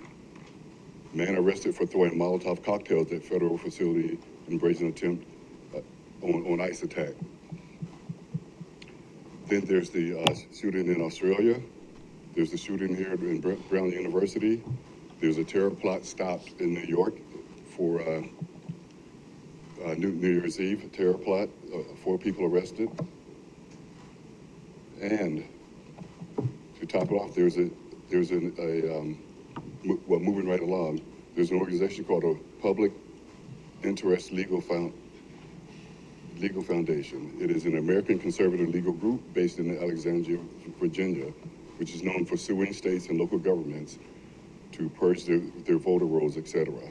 Their investigation revealed and that PA officials admitted that for decades, the Pennsylvania Department of Motor Vehicles allowed non-citizens to vote through the PA motor voter system. According to Tom Fitton and this group there, they admitted that they found that there are 100,000 non-citizens registered to vote in Pennsylvania. This is not just illegal, but it's dangerous in my estimation. Thanks for your comment. Reverend Peter Martin, I'm sorry. Okay, go ahead. Hello, Reverend Peter Martin with First Presbyterian Church of Norristown. I didn't have far to come. Shout out to the borough for salting and shoveling. I didn't slip once on my way over here. I'm here to offer a different perspective on the welcome policy. I'm not, unlike my brother in Christ back here, I'm for it. And I'm not here as a representative of any political party. I'm here as someone who seeks to serve, and my church seeks to serve Montgomery County. Obviously, we draw from more than just Norristown. We draw from the wider county. This is the season to talk about outreach, handing out toys to those less fortunate. I can attest to a higher branch of government that has interfered with that. A year and a half ago, Governor Shapiro handed down actions that restricted, actually eliminated outreach at the transportation center. Our mission partners were not able to do what they needed to do in partnership with us as a church because of his actions. And now we have something that may even be more serious. We have federal agents in our community, and they are disrupting the possibility of worship.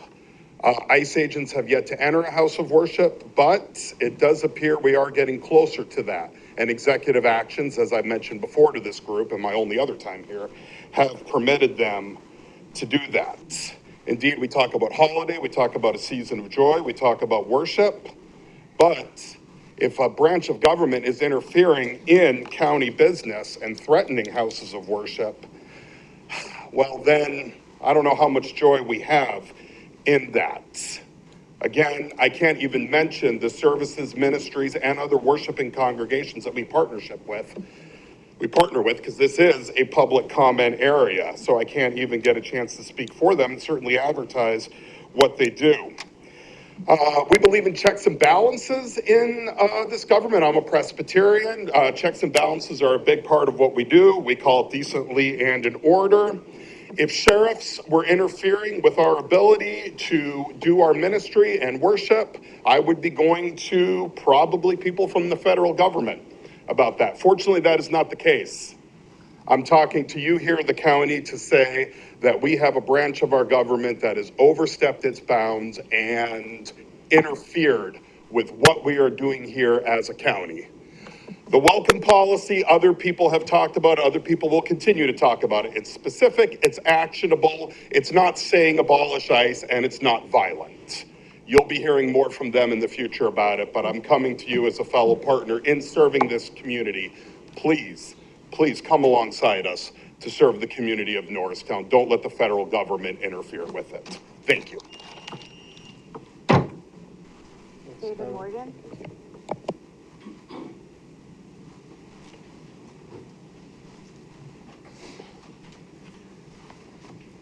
I'm David Morgan from Ambler, and I am happy for the National Adoption Day observance in November 21st, Orphans Court and Office of Children and Youth. Often speak for children And I'd like to say that this is amazing testimony one person had in Ohio, Senator John, I believe it's Husted, has said, courage and love. My mother chose life at a difficult time. She entrusted me to a family in Northwest Ohio who gave me a loving home and every opportunity. That experience planted in me a lifelong belief every child deserves a chance to live, to be loved, and to thrive. So when we talk about adoption in the Senate, it's not just another policy issue for me, it's deeply personal. So I find that's an area of the county which if we can encourage, promote, kind treatment of children. At the same time, I am concerned mentioning about issues of cartels that children have been exploited and human trafficking has happened. Whatever we can do to help children be safe, and we appreciate the attention that's been given one time in the year about March. There was a congregation of county officials concerning that. So everything we can do to help children, those born and unborn, I appreciate the county's having the parent and infant resource guide with many pregnancy resource centers enlisted throughout the guide. So I've toured them, and I think they're just absolutely amazing helping children and their parents, of course. So those actions of the county I commend. And we really have a statistical concern in America because on average it's 1.6 births per couple. So in worldwide, there are less and less children, our most precious resource for the future. More than we talk about money today, that's so much less significant. How much is a child's life worth? So I encourage commissioners to support life with your communications with the Harrisburg officials. Some proposals have been out there in Harrisburg which concern me. And so anything that you can do, since you've got it going so well with adoption, you've got it going so well with Parent Resource Guide, to have a transformational outlook towards that. And if you're following the biblical account this time of year, Mary and Joseph had to travel far, was hardship being pregnant and having taxes to be addressed at a faraway place. The hardships we can maybe turn around. One example has been President Trump's savings accounts for families, starting out with a privately invested individual who has a company, managed to start these from the youngest born ones. Anything we can do to help these children. Thank you. Thanks so much. Merry Christmas. You too. Okay, we're moving on to Zoom with Jasmine Dange. Jasmine, can you hear us? Hi, yes. I would like to talk about the budget. I raised my hand earlier, but it seems that it didn't go through. Your budget allocates $0, not one penny to immigration services, language access, or community integration programs, $0 for translation service, $0 for staff training on your own non-ICE, non-cooperation policies, $0 for accountability mechanisms to ensure these policies are followed. But you did find $768,000 to create a new external affairs department. Apparently looking welcoming is a lot more important than actually being welcoming. Let's talk about the budget. Law enforcement is getting 8.6 million more. The sheriff's office is getting 1.2 million more. The district attorney is getting 2.7 million more. The correctional facility is getting 3.4 million more. The weapons facility went from 687,000 to 758,000. That's an increase of about 10%. But where's the funding to train these employees on your internal policies? Where's the accountability system to prevent what happened in Bucks County where the sheriff signed a 287G agreement with ICE in April? Your op-ed says that you oppose 287G agreements, but your op-ed is not a safeguard. Without formal policy, training resources, what's stopping your sheriff from doing the same thing? Meanwhile, you're cutting services immigrants desperately need. Mental health services down 7.6 million. Drug and alcohol services down 1.6 million. That's 9.2 million in behavioral health cuts. Services that immigrant communities disproportionately need due to the trauma from displacement and family separation. You're expanding the Office of Housing and Community Development by 4.8 million. That sounds promising until I ask, are these services accessible to undocumented immigrants? Do your applications unnecessarily collect immigration status? Are the intake process multilingual? Your budget doesn't say. The early language resource center is getting 8.4 million more. Again, wonderful. But can undocumented children of undocumented parents access these services? Will the staff be trained in trauma-informed care for kids experiencing immigration-related stress? The budget is silent. You created a director of immigration affairs position in January. Show me the line for that office's programming budget. Show me the resources for community partnerships, for outreach, for actually doing the work. It doesn't exist. Here's what Lancaster did to become Pennsylvania's first welcoming city. They passed a formal ordinance, not an internal policy, not an op-ed, but a public enforceable ordinance. They required language access across all city departments. They established a complaint process. They budgeted for training. They partnered with over 40 community organizations. They built infrastructure of inclusion. They invested. Great comment. Can you also just name your municipality? Sorry, what was your? I got muted for some reason. Ambler. Thanks. Are you comments? stopping my? No, you ran out of time.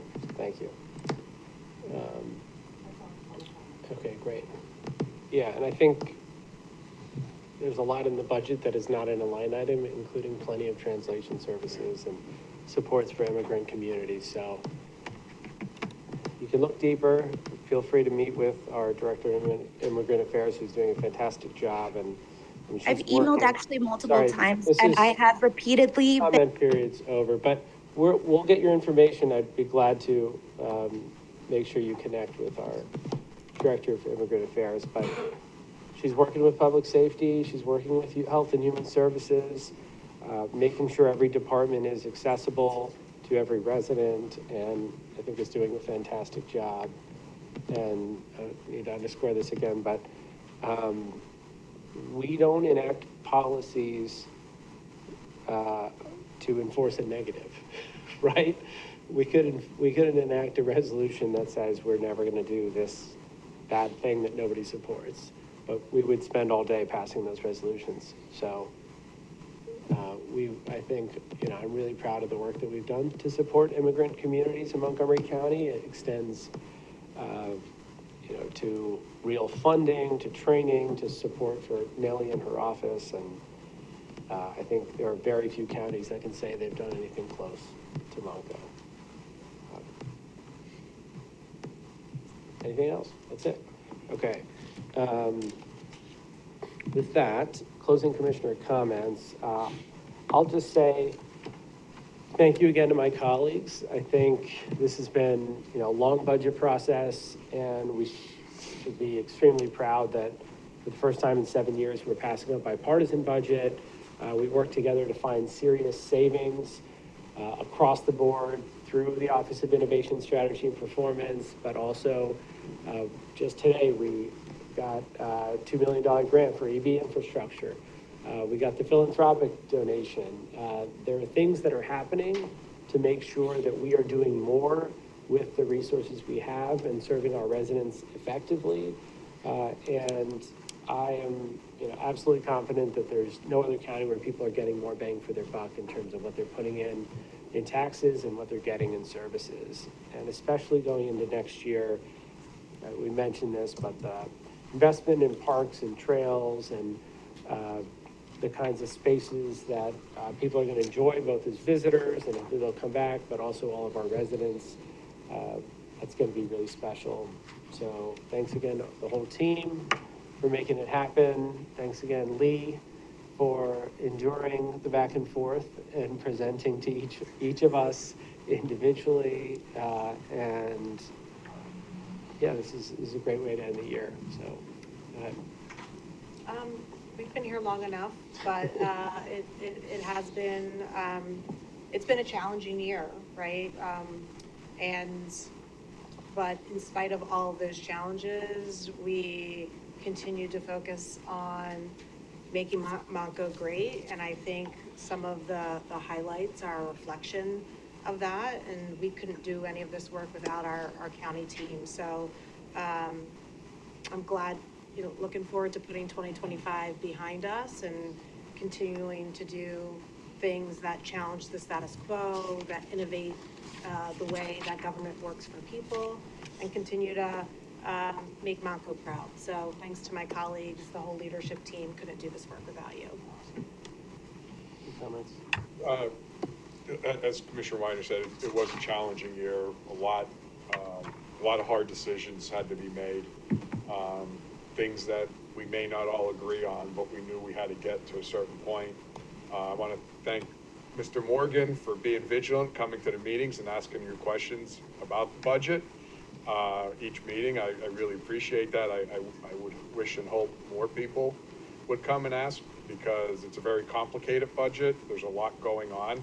A lot of people don't even know that we're at $1.2 billion overall. So when we start to present these things, I think it's very informative. And I think next year we're going to try to do an even better job of having some more quarterly or whatever updates and briefings related to the spending within the county. I do know we're planning early next year an update on the Justice Center as well. So a lot of good stuff is coming. A lot of hard work is coming as we go into 2026. Because as I mentioned, we just finished up the budget for 26. We're already going to be starting and looking at, after the holidays, for budget for 2027. So again, I want to wish everyone a happy holiday. I want to thank everyone for all their hard work and have a Merry Christmas. Thank you. Happy holidays, everyone, as well. Our upcoming board meeting dates. So our board meeting is Thursday, January 8th, 10 a.m. here. There's also a reorg meeting, should I say that? January 5th, Monday. Do we have time? No. Well, not yet. Time TBD.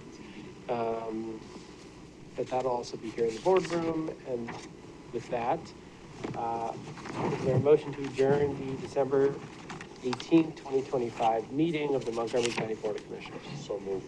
Moved by Commissioner DeBello. Is there a second? I'll second that. Seconded by Commissioner Winder. All in favor? Aye. Aye. Meeting is adjourned. We'll briefly have a salary board meeting with our controller. Thanks. We just tweak tiny little language here. Okay, so ignore this. Okay, that's great.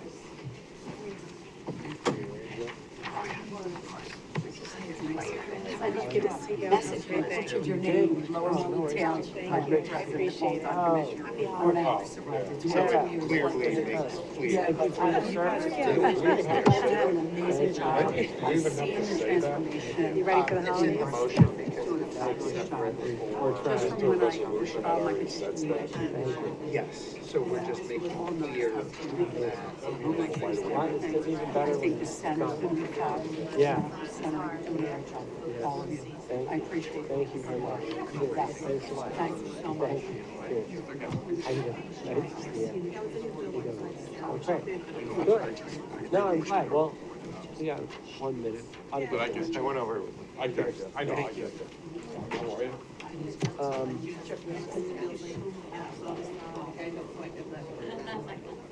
All right, we'll be very quick. Good news for all the employees in this. We'll be real quick. Just one motion and then we're done. Is there any salary board public comments? David Morgan? David Morgan. David Morgan from Ambler.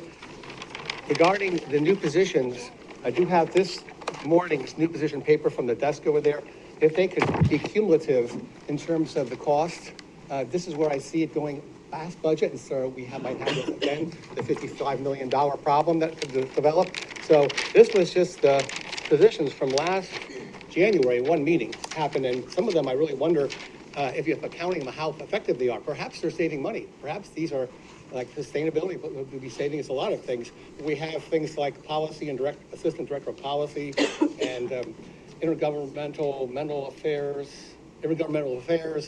community engagement, things like that in here that perhaps a good evaluation is being done so that the public really is aware, transparent list of what's the cost of all these new positions, which seem to me some are funded by federal money and state money, but those we have to take as a back tax burden. that's where I have a concern. It's that just not be piecemeal, but we see an ongoing, just like Commissioner Bell might mention, the quarterly reports. Thanks. Thanks. Okay, any other comments? Yes, Giuseppe Massima? I'm not Giuseppe, that's Giuseppe back there. Okay. I'm Judge Branca, here at the Court of Common Pleas in Montgomery County, and I'd like to say a few brief words about Giuseppe. Joe was a court crier. He's retiring after 31 years of service here in the county. He served 15 years for former President Judge Corso, and then the last 15 years for me. I retired a year ago as an active full-time judge. I was born and raised here in Norristown, and my dad was a police sergeant for 20 years, and then after that, he became a court crier for both Judge Sirica's. He did not think of it as a job. He thought of it as an honor, and he thought of it as a profession, and it is that mold that Joe follows. He is the last, I would like to say, last of a dying breed. He's actually the last of a dead breed. There are no more full-time court criers in Montgomery County. He's the last one, and he's gone. Joe, as a court crier, viewed it as a profession, and he did his work magnificently. He managed the courtroom. He got to know all the lawyers. He treated everybody with respect, and in return received respect back. He is somebody who will be sorely missed in this county because he did, in fact, act as such a professional. On the personal side, Joe is somebody who was a friend to everybody. Everybody loved Joe, and Joe loved everybody back. If somebody needed any help within the county family, and Joe knew about it, he was always ready to serve. In fact, he used to joke that if you need any help, just call 1-800-MESSINA, and Joe would be there for you to help. So he is a man who is immigrated to this country as a kid from Italy. He's done a magnificent job, and I just want to commend him and ask that you all commend him for a job well done for 30 years.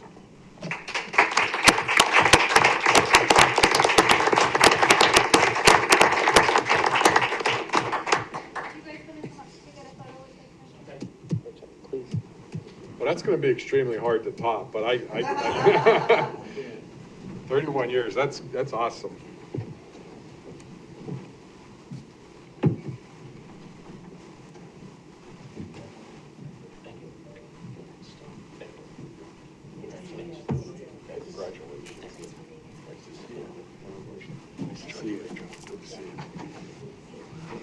All right, one right here. All right, 1, 2, 3. Thank you. Thank you. Congratulations. Thank you. I'm still working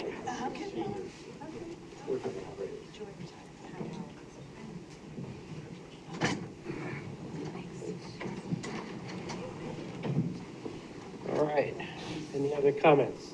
We have one more on Zoom, Yara Pompeya. Yara?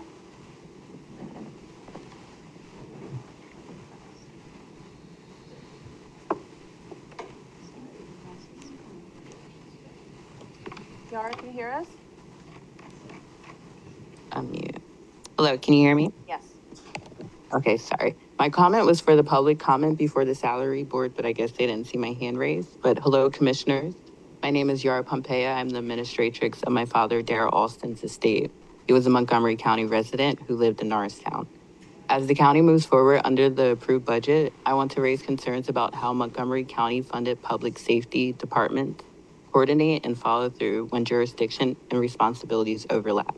So quick thing, sorry, I think you're speaking at the wrong meeting. This is for the salary board, so the comments only relate to the salaries that are being approved today or not approved. Do you have anything related to that?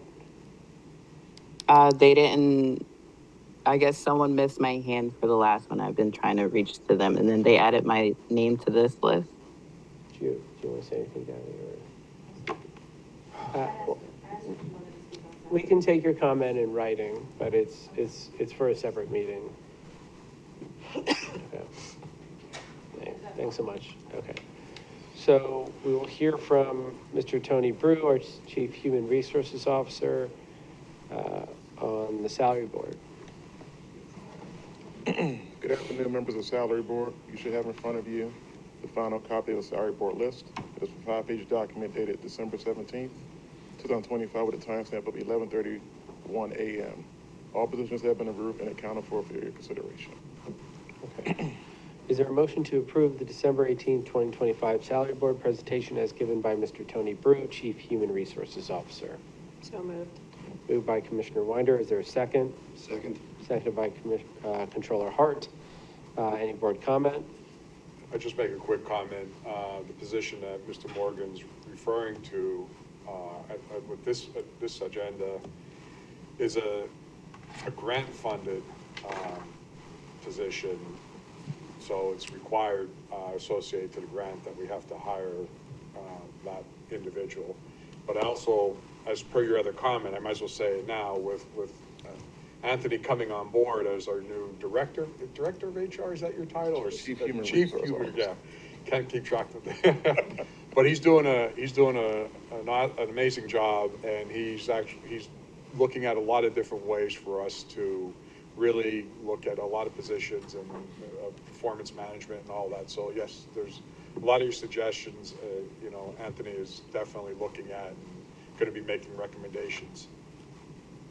Thank you. May just throw that in there, yeah. Thank you. And he's dressed very nice today. Oh, thank you very much. I appreciate that. Isn't that an HR Okay. violation? No, it's a compliment. Not really. Maybe if I said it. So is there a motion to approve the December 18th, 2025 salary board presentation as given by Mr. Tony Brew? What? You already have it. All right, Oh, you we have the already did motion, it. second. Just have to take a vote. Board comment, all in favor? Aye. Aye. Okay, yeah, that's right. Seconded by Bob. Okay. All right. Okay, next. All right, the second action I present to you today is for the pay increase for all non-represented employees in the amount of 3% and 2% increase for certain elected officials. There's a cost of living increase, which is included in the 2026 budget that was presented for all qualified full-time and part-time employees. That will be effective as a pay period beginning of December 20th, 2025.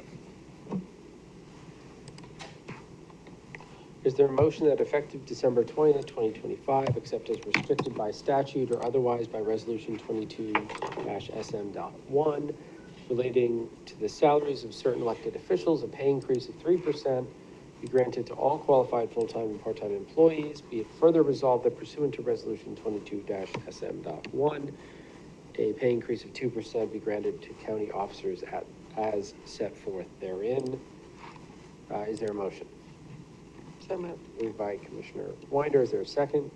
Second. Seconded by Controller Hart. Any board comment? All in favor? Aye. Aye. Motion passes. Thank you. Unanimous. Great, thank you. So is there a motion to adjourn the December 18th, 2025 meeting of the Montgomery County Salary Board? So moved. Moved by Commissioner DeBello. Is there a second? Second. Seconded by Commissioner Winder. Any board comment? All in favor? Aye. Aye. It is adjourned. Happy holidays.